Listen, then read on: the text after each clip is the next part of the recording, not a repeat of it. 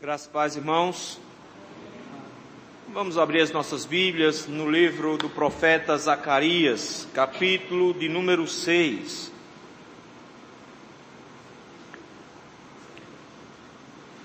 Livro do profeta Zacarias, capítulo de número 6.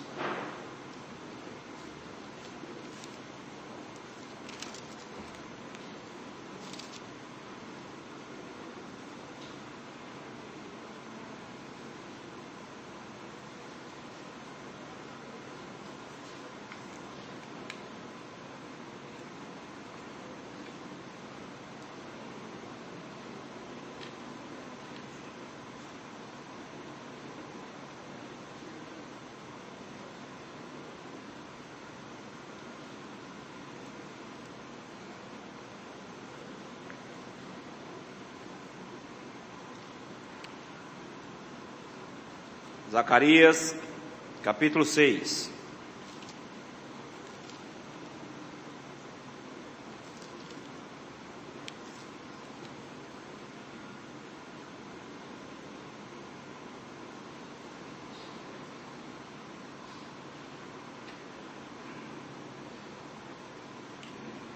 Diz assim a palavra do Senhor. Outra vez levantei os olhos e vi, e eis que 4 carros saíam dentre 2 montes, e esses montes eram de bronze. No primeiro carro os cavalos eram vermelhos, no segundo pretos, no terceiro brancos, e no quarto baios, todos eram fortes. Então perguntei ao anjo que falava comigo: que é isto, meu senhor? Respondeu-me o anjo: são os 4 ventos do céu que saem de onde estavam perante o Senhor de toda a terra. O carro em que estão os cavalos pretos saem para a terra do norte, os dos brancos após eles, os dos baios para a terra do sul. Saem assim os cavalos fortes, forcejando por andar avante para percorrerem a terra. O Senhor lhes disse: ide, percorrei a terra. E percorriam a terra. E me chamou e me disse: eis que aqueles que saíram para a terra do norte fazem repousar o meu espírito na terra do norte. A palavra do Senhor veio a mim dizendo: recebe dos que foram levados cativos, a saber, de Eldai, de Tobias e de Jedaías, e vem tu no mesmo dia, e entra na casa de Josias, filho de Sofonias, para a qual vieram da Babilônia. Recebe, digo, prata e ouro, e faze coroas, e põe-nas na cabeça de Josué, filho de Josadaque, o sumo sacerdote. E dize-lhe: assim diz o Senhor dos Exércitos: eis aqui o homem cujo nome é Renovo. Ele brotará do seu lugar e edificará o templo do Senhor. Ele mesmo edificará o templo do Senhor e será revestido de glória. Sentar-se-á no seu trono e dominará, e será sacerdote no seu trono, e reinará perfeita união entre ambos os ofícios. As coroas serão para Helen, para Tobias, para Jedaías e para Em, filho de Sofonias, como memorial no templo do Senhor. Aqueles que estão longe virão e ajudarão no edificar o templo do Senhor. E sabereis que o Senhor dos Exércitos me enviou a vós outros. Isto sucederá, se diligentemente ouvirdes a voz do Senhor, vosso Deus. Vamos orar? Senhor meu Deus, muito obrigado, Senhor, pelo privilégio imenso que temos de adorar ao Senhor, de cultuar ao Senhor. Obrigado, Senhor, porque nós já podemos ler a Tua palavra, buscar ao Senhor em oração, já podemos ao Senhor entoar vários hinos ao Senhor. Mas nesse momento, Senhor, que nós nos encontramos com a Tua palavra aberta, nós queremos Te rogar graça para que o Senhor fale conosco, meu Deus. Senhor, nós somos pecadores miseráveis e por isso mesmo, Senhor, os nossos corações e mentes não estão aptos para ouvir a Sua voz. Por isso, Senhor, clareia os nossos olhos para contemplar a beleza da Tua graça, a beleza da Tua palavra, Ajuda-nos a entendê-la, Senhor. Nós precisamos da Tua mão para entender a Tua voz. Mas nós também precisamos da Sua mão para nos fazer, Senhor, subjugados a essa voz. Por isso, Senhor, toma o nosso coração de tal maneira que a Tua palavra encontre nele, Senhor, o lugar adequado para brotar, crescer e frutificar. Fala, Senhor, conosco hoje à noite.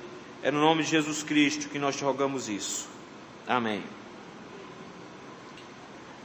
Nós escutamos muitas vezes os crentes evangelizando e as expressões que se usam de evangelismo são as mais interessantes possíveis.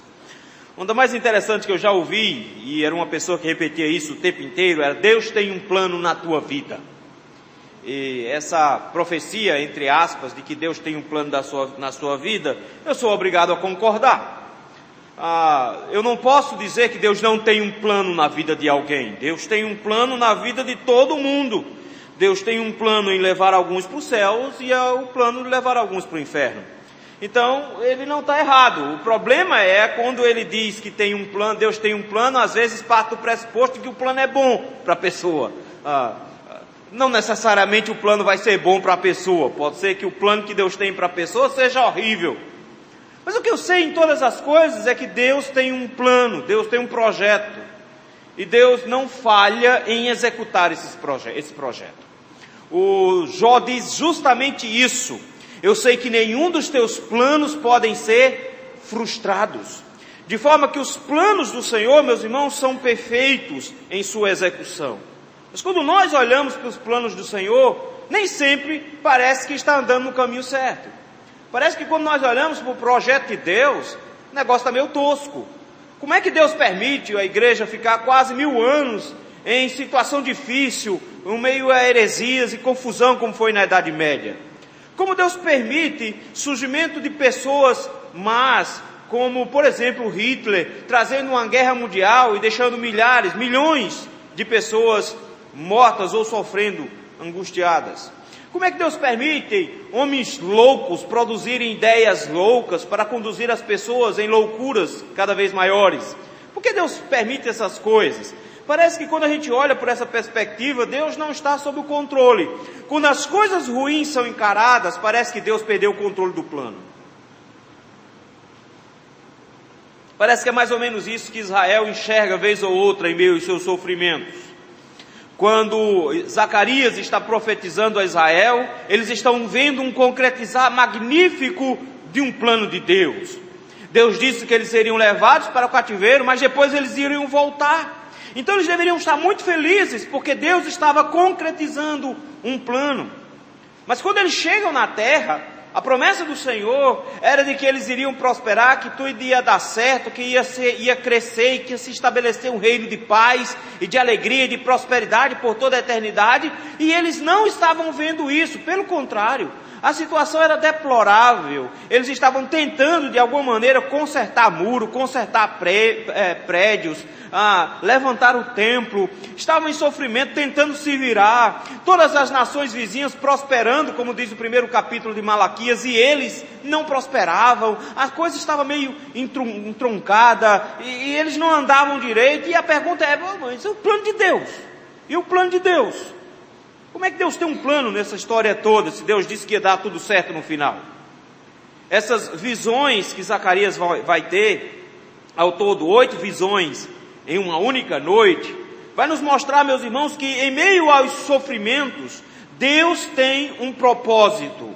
Em meio às angústias e dificuldades pelas quais passamos, Deus tem um plano. E o plano de Deus é ótimo. A história não está correndo solta, pelo contrário, Deus está conduzindo toda a história para um belo final. O final da história, como de uma boa escritura, como de um bom livro, está muito bem montado, muito bem bolado, e ele é perfeito.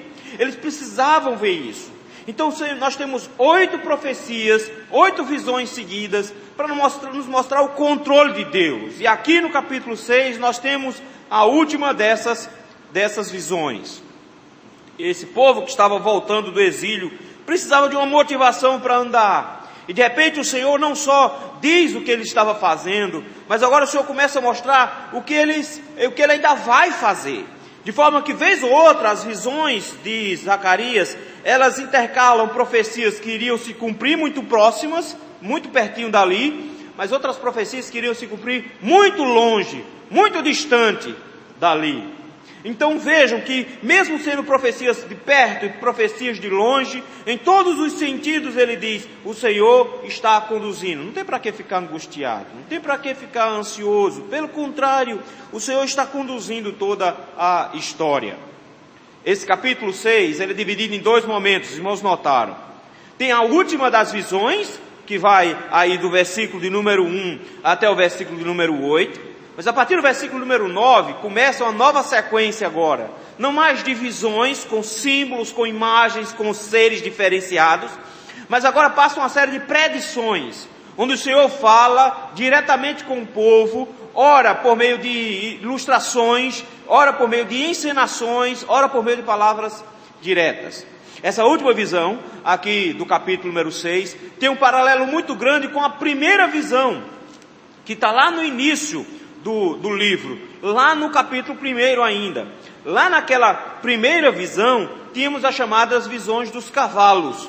E lá nós temos cavalos, coloridos, do mesmo jeito daqui, versículo 8. Ele diz que viu, e tinha um cavalo vermelho, e tinha um cavalo branco, e tinha um cavalo preto, e tinha um cavalo meio amarelado, manchado, borrado, baio, como o texto está escrito lá.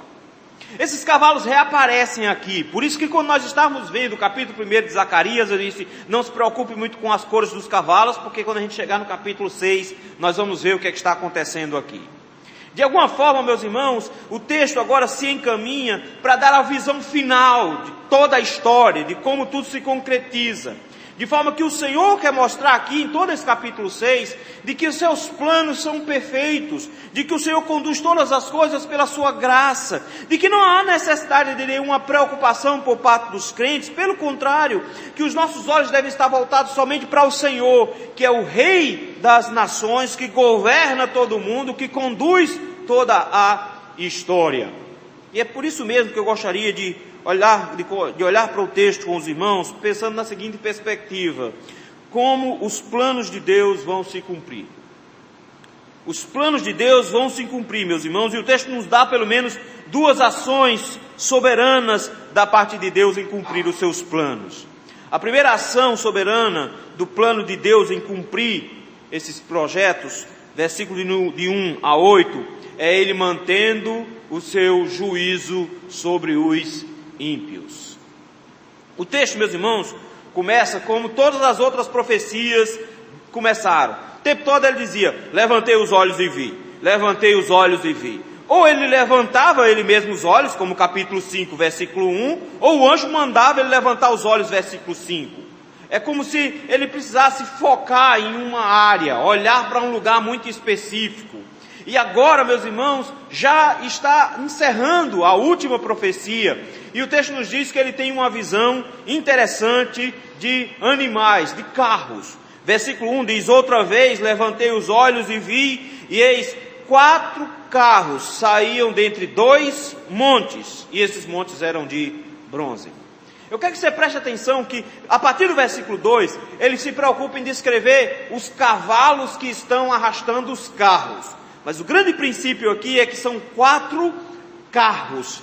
4 carros que estão saindo de detrás de 2 montes. O estranho, ao ver esses 2 montes, é porque os 2 montes são de bronze. A pergunta é, o que é que está acontecendo aqui? Alguns intérpretes olham para isso aqui e dizem, não, o que está acontecendo é que ele está de manhãzinha cedo, porque o que aconteceu foi que as visões duraram uma noite inteira, então o sol já está nascendo, e ele olha para os montes e está vendo os montes meio avermelhados, porque o sol está nascendo por trás do monte. Pode ser que seja isso, a gente não sabe. Outros dizem não, o que ele está fazendo aqui é resgatando uma mitologia babilônica, que falava de um Deus Sol nascendo por trás de duas montanhas. Não sei. Outros dizem não, o que ele está fazendo na verdade é fazendo uma comparação com colunas de bronze que estavam na entrada do templo. Eu não creio que nenhuma dessas 3 posições estejam claras no texto, que sejam próprias para isso. Mas eu preciso entender como é que funciona bronze, principalmente quando fala de imagens simbólicas em profecias. Quando você for para Apocalipse, nós vamos fazer muitos desses parâmetros em Apocalipse, nós vamos ver que os pés de Cristo são de bronze polido. Esse era o metal da guerra, esse era o metal forte para guerrear. De forma que a imagem aqui é de duas montanhas de onde partem a guerra. E não só partem a guerra dessas montanhas, porque o que sai delas são 4 carros. E os carros, na verdade, meus irmãos, não era carro de boi, não era negócio para carregar coisas, não era carros para transportar material. Esses são carros de guerra. Quando a palavra de Deus nos fala em grandes reinos, em poderosos reis, eles eram contados em sua grandeza pela quantidade de carros que eles tinham. Porque o que se tinha de maior poderio bélico em um exército naquela época era a quantidade de carros que o exército tinha. Não só a quantidade de soldados, mas um carro fazia uma diferença enorme. Ter um carro de guerra fazia uma diferença imensa. Era mais ou menos o equivalente a falar que aqui ele tinha alguns caças de última geração, ou tanques de guerra. A imagem é mais ou menos essa. Então, de repente, ele nos traz a imagem de seres de guerra que estão saindo para a guerra. O tempo todo a imagem é essa, é de batalha, é de uma coisa que vai acontecer e que é terrível.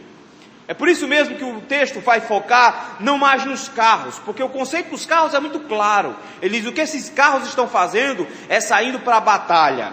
Enquanto no capítulo de número 1, os cavalos estavam percorrendo a terra, fazendo uma avaliação do terreno e depois prestando um relatório, versículo 2 aqui do capítulo 6, eles não estão fazendo mais isso. Enquanto no capítulo 1, eles estão avaliando o lugar onde eles vão atacar, aqui no capítulo 6, eles estão saindo para executar um ataque. Não são mais cavaleiros em cima de cavalos, agora são carros prontos para uma guerra.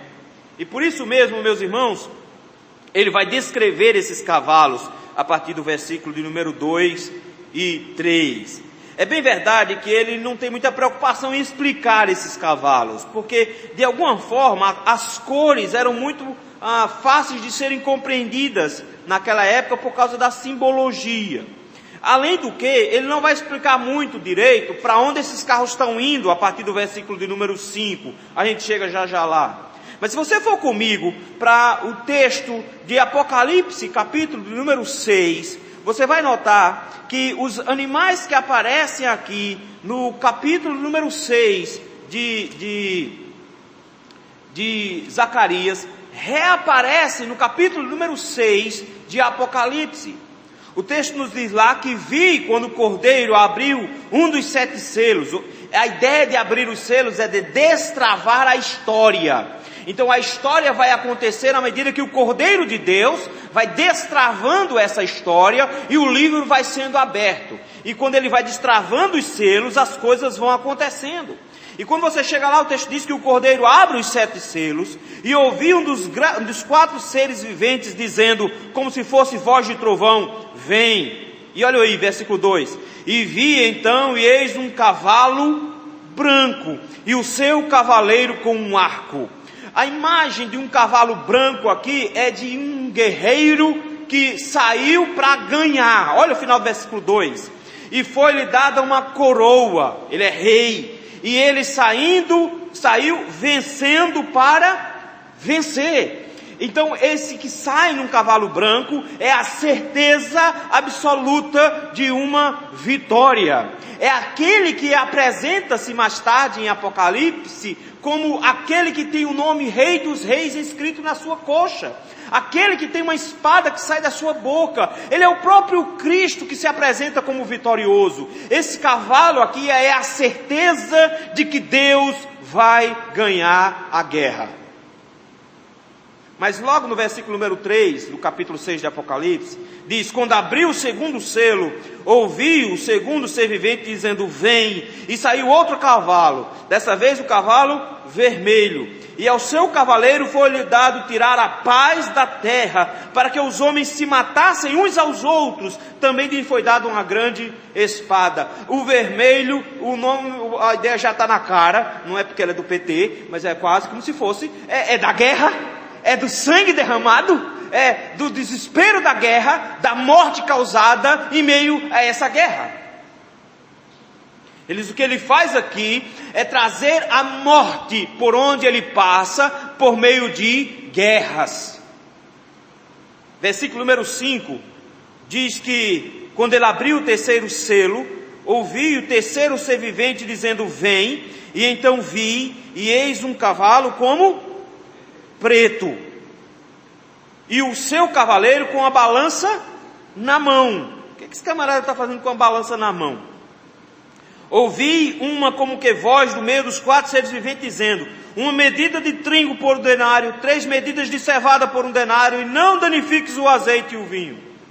A imagem é de fome, como consequência do cavalo vermelho. O cavalo vermelho traz a guerra, e onde ele passa, destrói tudo quanto existe, e ao destruir por meio da guerra, a fome se segue.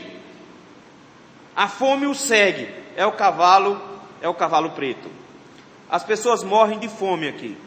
Mas quando você chega no versículo número 7, diz que se abre o quarto selo, e vi a voz do quarto ser vivente dizendo: vem, e olhei, e eis um cavalo amarelo, ou baio, ou borrado, e o seu cavaleiro, sendo este chamado Morte, e o inferno o estava seguindo, e foi-lhe dada a autoridade sobre a 4ª parte da terra, para matar a espada pela fome, com mortandade por meio das feras da terra. A imagem aqui é das consequências da fome. A fome vai trazer doenças, a fome vai trazer mais brigas, a fome vai trazer assaltos e morte, a fome vai trazer as feras da terra. Então ele está falando que o que vai acontecer aqui são catástrofes.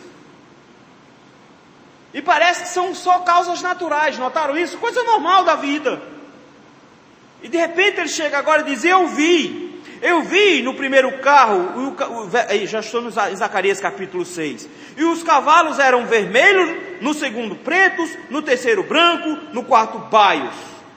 Ele inverte a ordem lá de Apocalipse, mas os cavalos são os mesmos, a imagem é a mesma, um sendo vitorioso, o outro trazendo guerra, o outro trazendo a fome, e o outro trazendo a peste e a morte e a mortandade. Mas eu quero que você preste atenção como é que termina o versículo. Todos eles eram fortes. A imagem é de um Senhor que está lançando o seu plano em execução. Por isso que em Apocalipse o Cordeiro, Jesus Cristo, está abrindo os selos e organizando o projeto.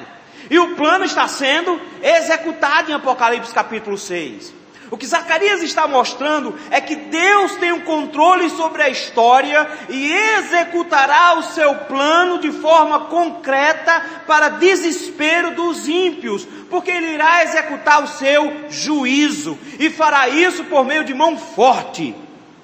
Os cavalos não são fracos. Em outras palavras, não dá para deter isso aqui. Isso é para desespero dos dispensacionalistas que acham que a grande tribulação eles vão pular. O texto diz: não, meu filho, aqui a ideia é: não é possível deter esses sofrimentos. Eles vão vir sobre a humanidade como forma de castigo da parte de Deus, do juízo da parte de Deus. Mas de novo, lembrem, tem um anjo que ajuda Zacarias a entender as coisas. Zacarias olha e vez ou outra ele tem problemas em entender o que está acontecendo. Então ele viu lá 4 carros saindo, cada cavalo de uma cor, e ele ficou pensando: que negócio é esse? O que é isso? Versículo número 4. Perguntei ao anjo que falava comigo: que é isto, meu senhor? Esse anjo está o acompanhando desde a sua primeira visão. Ele é especialista em explicar para Zacarias o que está acontecendo. A resposta que ele dá é interessante. Resposta do versículo 5, ele diz: são os 4 ventos do céu. Mas que negócio é esse de 4 ventos do céu? Aí a gente volta para Apocalipse, porque não tem como a gente entender isso aqui sem perguntar para João. Capítulo de número 7, versículo de número 1 diz assim: depois disto vi 4 anjos em pé nos 4 cantos da terra, conservando seguros os 4 ventos da terra, para que nenhum vento soprasse sobre a terra, nem sobre o mar, nem sobre árvore alguma. A resposta dele são anjos que executam a vontade de Deus. E esses anjos estão posicionados especificamente, estrategicamente, nos 4 cantos da terra. Na visão aqui, ele não se preocupa direito em dizer para onde vai nenhum. Ele simplesmente focaliza alguns lugares, mas a ideia é que são 4, então eles vão ocupar os 4 pontos cardeais. Quer ver? Acompanha comigo. Eles saem de onde estavam, ou seja, da presença de Deus, eles estão executando uma ordem, e eles vão para toda a terra. Então eles estão executando a ordem de Deus, do trono de Deus para a terra. O carro em que estão os cavalos pretos vai para o norte. O branco após ele para onde? Não parece que ele vai para o norte também não, parece que ele vai para outros lados. Os baios para a terra do sul, mas cadê os outros? Está faltando um aí. Ele não se preocupa em dizer para onde os cavalos estão indo, porque só essas indicações já são fáceis de compreender. Está dizendo, o que está acontecendo é que cada um desses carros está indo para um canto da terra, e a ideia não é que a terra é quadrada, então me desculpe os terraplanistas, mas a ideia é que toda a terra estará agora sobre a ordenança e cuidado de Deus para executar o seu plano. Deus vai tomar conta de tudo e vai conduzir o seu projeto em tudo. É por isso que o versículo 7 diz assim: saem assim os cavalos fortes, forcejando por andar avante. Isso aqui eu acho incrível. Qual é o desejo desses seres aqui? O desejo deles é executar a ordem do Cordeiro, lá do capítulo 6 de Apocalipse. O que eles querem fazer é executar isso. Então eles não são só cavalos fortes, eles são cavalos agressivos. Eles são cavalos que estão dispostos a atacar em uma guerra. E eles avançam, forcejando por andar avante, para percorrerem a terra. E o que é que Deus diz? Ide, percorrei a terra, e percorriam a terra. E aí então o texto diz: e eis que aqueles que saíram da terra do norte fazem repousar o meu espírito na terra do norte. A ideia de que o Senhor executa o seu plano para onde Ele vai, que o seu espírito atua na execução desse plano final. Essa, meus irmãos, era uma mensagem para que Israel fosse confortado, em saber que Deus estava em guerra contra os inimigos da igreja, e de forma que o povo de Deus estaria sendo confortado em saber que Deus não vai permitir que os ímpios fiquem folgados para o resto da eternidade, de que Deus vai executar o seu juízo no final, e que Deus vai punir os ímpios no final, porque Deus, meus irmãos, está satisfeito com o seu próprio plano, e Ele sente prazer em executar o seu projeto, e o seu projeto inclui a destruição final de todos os seus inimigos. Ele vai se lançar contra os povos da terra, Ele vai lançar o seu juízo contra os homens, Ele vai lançar a sua ira contra aqueles que não se dobraram perante Ele, contra os inimigos da igreja. O mundo, meus irmãos, caminha sem considerar a Deus, sem se preocupar com Deus. Agem como se Deus não existisse, até muitos crentes fazem isso também. Vivem as suas vidas ignorando completamente as ordens do Senhor. Vivem suas vidas ignorando as ameaças do Senhor. E Deus diz que vem para julgá-los, e eles simplesmente nem ligam. Mas o texto nos diz que Deus vai lançar o seu juízo sobre os homens, que Deus vai lançar o seu juízo sobre os ímpios, e de que Ele se levantará em guerra contra esses seus inimigos. E ai deles que estiverem na frente, porque o princípio é muito simples. Ele não veio para perder. Não é uma batalha de tete a tete, como é lá na novela da Rede Record, de Satanás se juntando para brigar com Deus, para trocar tapa com Deus. Tem nada a ver não. O texto nos diz que Ele é forte, que Ele é poderoso, e que quando Ele sair, não há quem o impeça de fazer o que Ele quer. Não há como barrar o seu plano. A desproporção em poder é grande demais, e Ele irá executar o seu juízo contra os ímpios. Não se enganem, e nós não podemos deixar que o mundo se engane também. O plano de Deus inclui mandar um monte de gente para o inferno. O plano de Deus inclui mandar um monte de gente para uma condenação eterna. O plano de Deus inclui destruir muita gente no processo. Não é para salvar todo mundo. Não é para todo mundo ser restaurado no final. Muitos vão descobrir da pior maneira possível que viveram suas vidas de forma equivocada. Muitos vão descobrir da pior maneira possível que foram inimigos do Senhor mesmo sem saber. Muitos irão descobrir da pior maneira possível que não serviram ao Senhor como deveriam. Pelo contrário, estavam muito mais preocupados em servir os seus próprios prazeres, em se divertir e ganhar a própria vida do que servir ao Senhor. Irão descobrir isso da pior maneira possível, quando o Senhor bradar do alto dos céus e lançar sobre eles os seus cavalos. Quando o Senhor sair para vencer como um vencedor. Quando o Senhor lançar sobre os ímpios o seu juízo final. Não pensar nisso não é uma possibilidade, não é uma opção. Porque não é por não pensar nisso que isso não vai acontecer. Mas o Senhor tem uma arma poderosíssima apontada para a cabeça de cada um dos ímpios. E na hora certa Ele vai disparar. O Senhor vai executar o seu plano, mantendo a condenação dos ímpios. Os planos de Deus vão se cumprir, meus irmãos. A segunda ação soberana de Deus em cumprir esse plano é mantendo a salvação dos seus. Versículos de 9 a 15. Do versículo 9 ao versículo 15, nós não temos mais uma visão. As visões acabaram. No capítulo de número 6, a oitava visão encerra o ciclo de uma noite de visão. O que ele tem agora é uma ordem bem simples. Uma ordem que ele deveria executar, mas que causa uma loucura na cabeça dos comentaristas quando vão olhar para esse texto, porque parece que está tudo invertido de ponta cabeça. Mas eu quero que você note o que o texto está dizendo. O que o texto traz aqui é uma ordem para que Zacarias executasse uma encenação. É uma encenação. Veja, versículo número 9 diz: a palavra do Senhor veio a mim dizendo: recebe dos que foram levados cativos.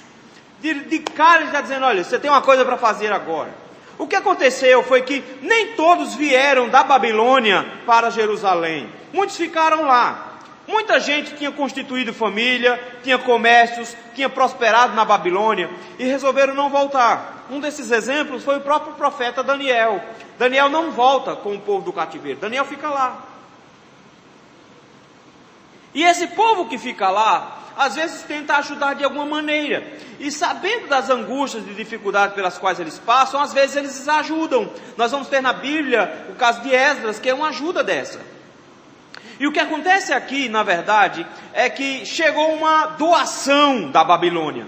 E quem vem trazendo a doação, o texto nos diz, é um homem chamado Eudai, um outro chamado Tobias e um outro chamado Gedaías. Esses três homens estão trazendo doações da Babilônia. Os nomes deles vão mudar um pouquinho, mas lá no 14 vai virar Elem e não Eudai. Mas a diferença é só uma palavrinha lá pequena, uma letrinha lá pequena, então parece ser as mesmas pessoas. O que esses homens estão trazendo? Doação para a construção do templo. Zorobabel está reconstruindo o templo. Josué, o sumo sacerdote, está dando apoio espiritual para a construção do templo. Ageu trabalhou nesse sentido, profetizando para que eles recomeçassem a construção do templo. E agora, de repente, está chegando uma doação vinda da Babilônia para a construção do templo. E a ordem do Senhor para Zacarias é: corra e intercepte os homens que estão trazendo a doação. Eu quero que você preste atenção. Ele está dizendo: vá e encontre a Eudai, Tobias e Gedaías. Aonde é que esses homens estão indo? Qual é o lugar? Eles estão indo para um lugar, para a casa de um homem chamado Josias, filho de Sofonias. O Senhor sabe para onde essa doação está indo? Ao que tudo indica, porque Josias aqui é a pessoa mais importante. Se você prestar atenção, é o único que tem pai. O resto ninguém nem diz de quem eles são filhos. Ele é importante, ele é filho de Sofonias. Ele era o responsável pela tesouraria da construção do templo. As doações vinham para a mão dele. Então o Senhor sabia para onde aqueles homens que estavam trazendo a doação da Babilônia iam levar a doação. Iam levar para a casa de Josias, que era o tesoureiro. Eles: vá lá, corra, eles já estão vindo da Babilônia com doação. Vá, receba deles, versículo 11, receba deles prata e ouro. Mas peraí, para quem é a doação? A doação é para o templo. Quem é que deve receber a doação? Quem deve receber a doação é Josias, que é o tesoureiro. Ele diz: não, você vai na frente, você corre, encontra-os e você vai pegar a doação deles. Você vai pegar duas coisas em específico. Você vai pegar ouro e você vai pegar prata. Para que ele quer ouro e prata? O texto diz: pega esse material e faça coroas. Faça coroas. Aqui nós temos um problema, porque a ideia de coroas aqui pode não necessariamente significar mais de uma coroa, mesmo que você tenha dois materiais aqui. A palavra coroa, às vezes, era traduzida também como diademas. Então, às vezes, eram parecidos com diademas. Por exemplo, em Apocalipse vai aparecer muito a palavra diadema. São coroas. Então, às vezes, elas eram feitas separadas e sobrepostas uma à outra. É tanto que você vai ver lá em Apocalipse várias coroas em uma pessoa só. Então, ele podia estar fazendo mais de uma coroa, mais de um diadema, um de prata, um de ouro, como fosse o caso aqui. O que nós sabemos também é que a palavra pode ser simplesmente uma forma superlativa no hebraico. Porque a ideia era não só de uma coisa que fosse múltipla, mas às vezes eles usavam o plural para dizer que uma coisa era grande. O nome de Deus, Elohim, está no plural. Está no plural não porque há mais de um Deus, mas está no plural porque ele é grande, e a ideia dele é que ele é tão grande que não cabe num só, então fica múltiplo.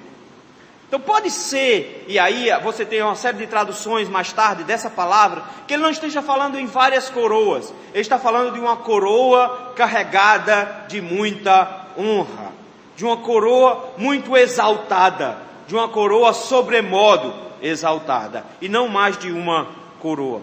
Até aí tudo bem, beleza, ele deve fazer coroa, se uma ou duas não importa, com prata e com ouro, aí tem que ter uma coroa. Aí ele diz assim: põe-na na cabeça de Josué, filho de Josadaque, o sumo sacerdote. Aí o negócio fica estranho. Aqui é onde os comentaristas se enrolam todinho, porque ele chega e diz: não é para Josué ser coroado. Josué é um sumo sacerdote. Sumos sacerdotes não são reis, não são coroados. A coroa deveria ir para o filho de Davi, Zorobabel. É ele que é descendente de Davi, é ele que é da casa de Davi. Quem deveria ser coroado era Zorobabel, era ele que deveria se tornar rei. Mas o Senhor aqui de repente dá um nó na cabeça deles, porque ele diz: vá lá, corra, pegue o ouro e a prata que eles estão trazendo da Babilônia, faça uma coroa e coloque na cabeça de Josué. Mas Josué é sacerdote. Sacerdote não recebe coroa. Ele tinha um chapéu bonito, mas ele não tinha nenhuma coroa na cabeça. No entanto, meus irmãos, o que nós vamos ver é que de repente ele traz algo novo. Porque o Senhor já tinha dito, umas visões antes, que Josué iria julgar o povo, e julgar o povo era papel de Zorobabel, não era papel de Josué. Mas o Senhor não está colocando Zorobabel de lado, Ele não está encostando Zorobabel, Ele está apontando para algo muito maior aqui. Ele está apontando para algo muito mais poderoso do que vai surgir. Isso é uma promessa futura. Isso é algo que vai acontecer. Ele diz: coloque a coroa na cabeça de Josué, filho de Josadaque, o sumo sacerdote. E diga o seguinte, versículo 12: assim diz o Senhor dos Exércitos. Assim diz aquele que controla tudo, os céus e a terra. O que é que Deus manda dizer? Eis aqui o homem cujo nome é Renovo. Ele está falando de Josué? Não. Ele está falando de quem Josué representa.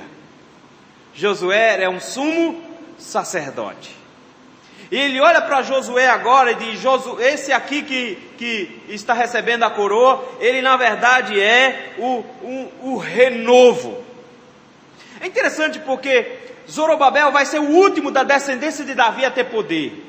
Depois de Zorobabel, some-se a descendência de Davi, e ela só vai reaparecer lá no capítulo 1 de Mateus, quando Jesus vai nascer, dizendo que ele é filho de Davi. Porque de repente ele está dizendo: acabou-se essa estrutura de dois ofícios separados.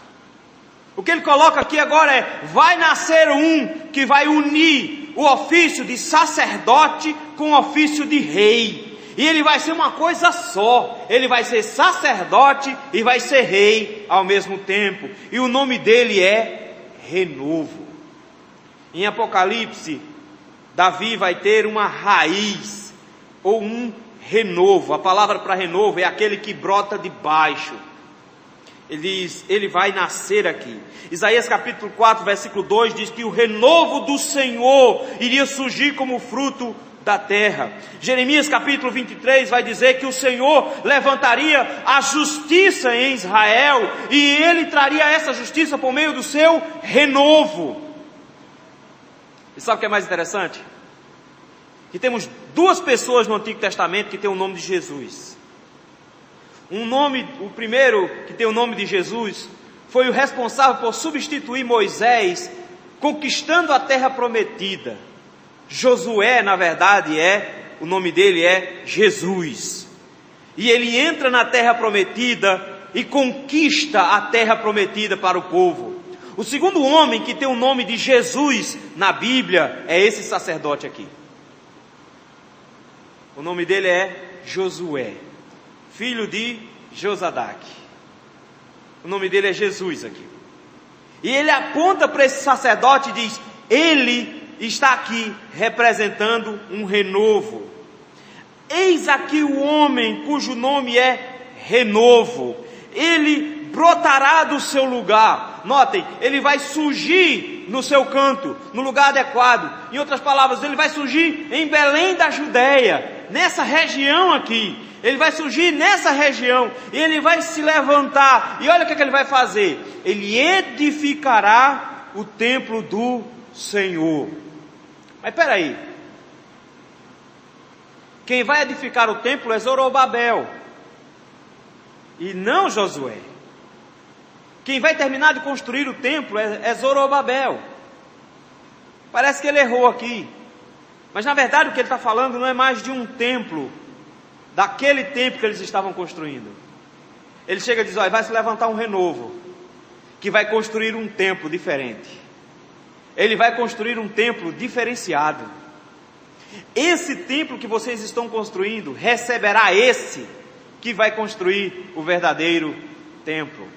Jesus mesmo disse que quando eles olhavam para o templo, e os discípulos encantados com o tamanho do templo e a glória do templo, ele diz: em 3 dias vou derrubar esse templo e construir um novo, e erguer um novo. Como, Senhor, se levaram tantos anos para os nossos pais construir? Aí o texto diz: e ele se referia ao seu corpo, que iria morrer, sepultado, mas iria ser restaurado. Ele iria construir o seu templo. Mas era um templo muito maior do que simplesmente isso.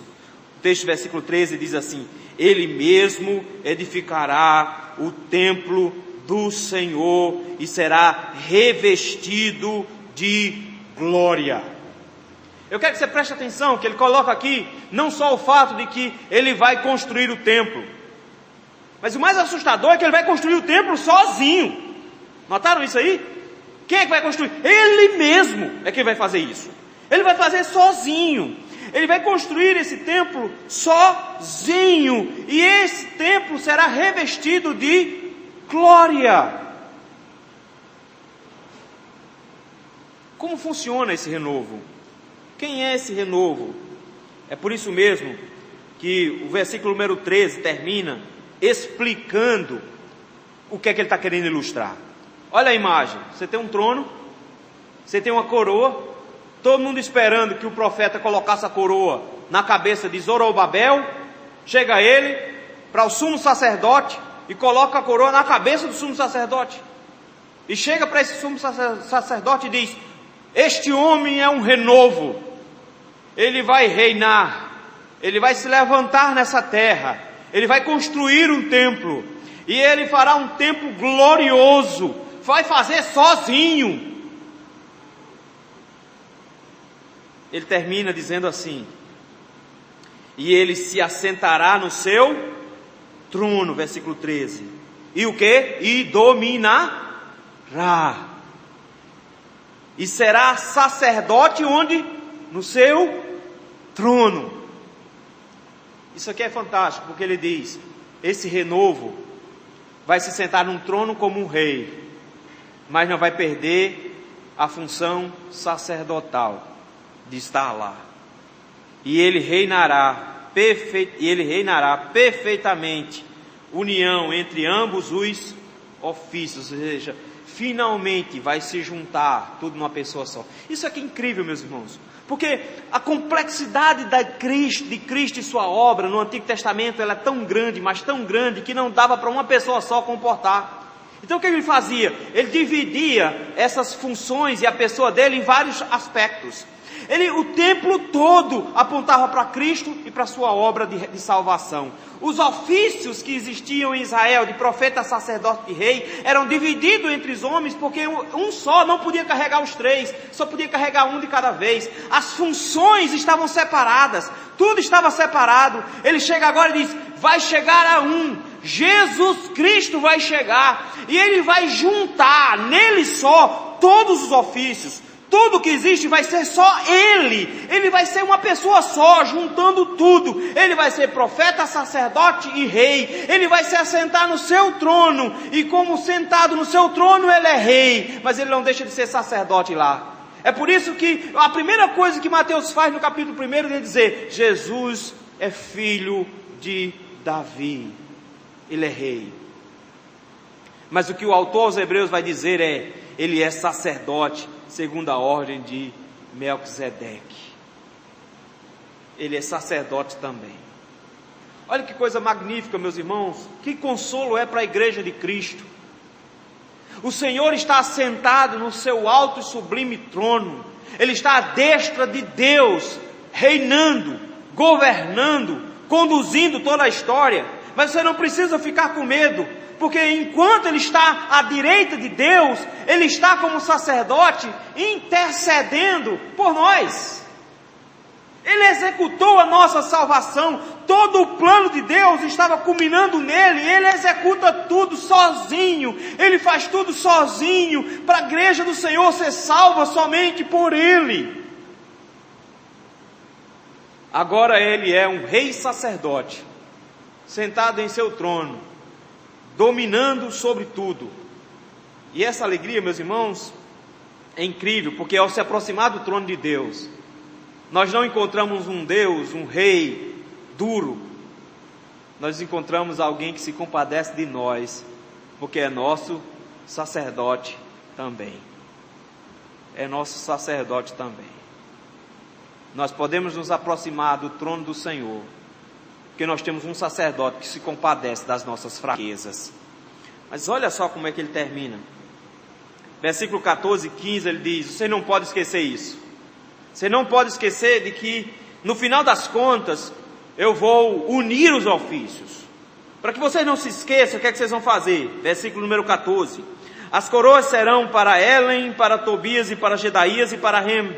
filho de Sofonias, como memorial no templo do Senhor. Ou seja, pegue a coroa e leve para o templo. Onde ela vai ficar? No templo. Há quem diga que ela ia ficar com o nome deles, há quem diga que ela ia ficar pendurada numa porta, na janela do templo, eu não sei. Mas ela deveria ficar lá para quê? Para lembrá-los. Lembrá-los de que viria um filho de Davi, que também seria sacerdote e que iria reinar para sempre, e que o nome dele era Renovo. Versículo 15 diz: de longe, aqueles que estão longe virão e ajudarão a edificar o templo do Senhor. Agora ficou complicado, porque ele disse que ele ia edificar o templo do Senhor, versículo número 13. Ele mesmo edificará o templo do Senhor. Mas agora ele diz que vai vir gente de todo canto do mundo para edificar o templo do Senhor.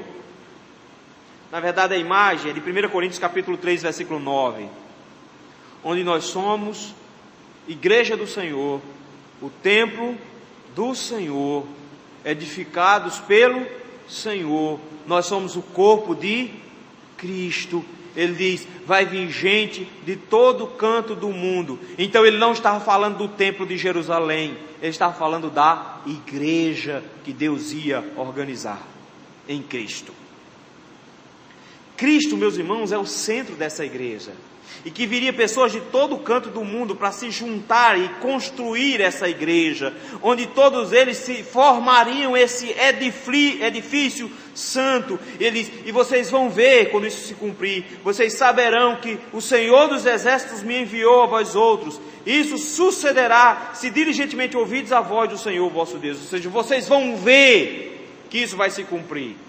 Mas eles não ouviram a voz do Senhor, eles se desmantelaram. Jesus Cristo veio e eles não viram isso acontecer. Mas nós não temos esse problema, porque a Escritura se abre dentro dos nossos olhos e nós podemos ver hoje. Jesus é Rei, é soberano, como nós cantamos hoje. Ele é o Rei dos Reis, como nós cantamos hoje. Mas Ele também é nosso sumo sacerdote, que nos recebe e nos transforma, construindo um templo para si, onde nós somos esse templo, nós somos esse edifício. Deus executa o seu plano, meus irmãos, de forma magnífica, porque Ele já fez isso no passado. Cristo já veio, o renovo de Davi, a raiz de Davi já veio. Ele já executou o seu projeto como sumo sacerdote, Ele mesmo sendo a oferta e Ele mesmo sendo o sacerdote. Ele morreu na cruz do Calvário, mas ao terceiro dia Ele ressurgiu e foi assentar-se à destra de Deus, ou seja, sentou-se no trono, de forma que hoje Ele consegue juntar de forma perfeita, harmoniosa, os dois ofícios. Ele é um rei sacerdote sentado em seu trono. Essa é a segurança e a certeza de que temos, de que a igreja do Senhor estará junta com Ele, porque Ele intercede de maneira que nenhum dos dele se perdem. Ele está construindo a sua igreja. Você fica pensando no Senhor construindo alguma coisa no céu, como se o céu tivesse em obra há 2000 anos. Na verdade, Ele está construindo a sua igreja, convertendo cada um dos seus eleitos, incluindo no povo, diariamente. E dia a dia, vai o Senhor salvando os seus. Ele está construindo a sua igreja. O plano do Senhor inclui a salvação dos seus eleitos, por meio do sacerdote e rei, Jesus Cristo, que veio. Irmãos, quando nós pegamos um texto como esse, nós temos que ter a certeza de que, por mais que esteja bagunçado o mundo, por mais que esteja complexo a forma como o plano de Deus se desenvolve, Deus tem dois projetos muito específicos a serem aplicados. Então, quando nós dizemos que Deus tem um plano, Deus tem realmente um plano para todo mundo. Deus tem um plano a ser executado para todos. Mas resta saber embaixo de qual plano nós estamos, porque esse plano tem duas etapas, tem dois aspectos a serem desenvolvidos.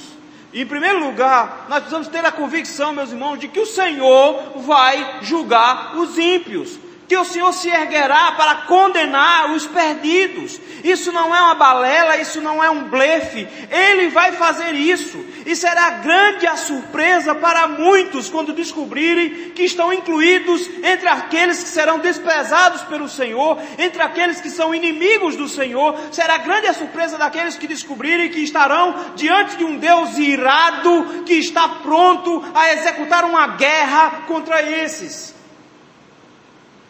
Isso é importante, meus irmãos, porque Deus tem um plano de destruição para os ímpios. E não se engane, Ele vai executar esse plano.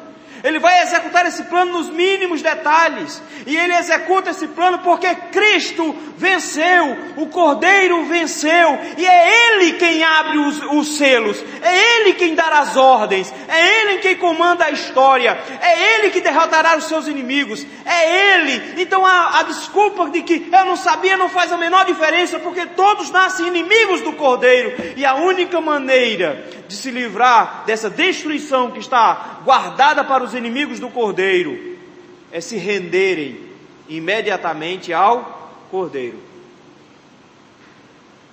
Só tem um jeito de não ser destruído quando ele vier: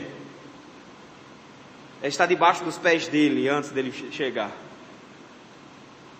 Só existe um jeito de ser poupado da ira de Deus: é se esconder debaixo da cruz de Cristo. Se não nos escondermos debaixo da cruz de Cristo, meus irmãos, o Senhor tem os seus cavalos fortes apontados para nós. Mas ao mesmo tempo, meus irmãos, que Ele tem um plano terrível a ser executado para os ímpios. Ele tem um plano maravilhoso que Ele executou e está executando para os santos, para os salvos.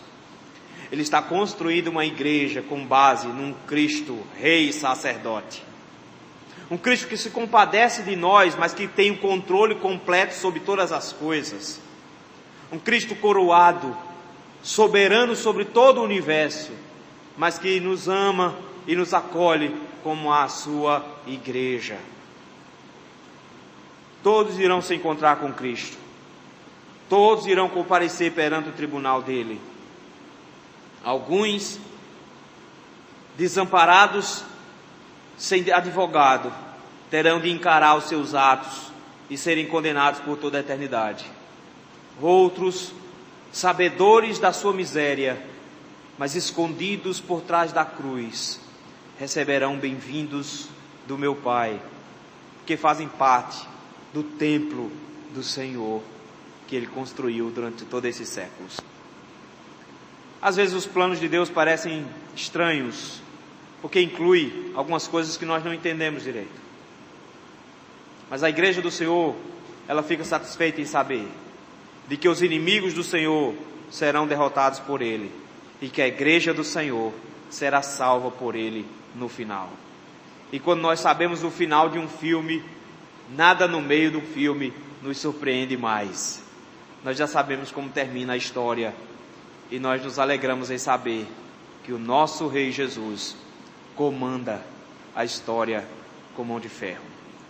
Que Deus nos dê a graça de nos confortarmos, de nos consolarmos com essa mensagem. Deus nos abençoe. Vamos cantar?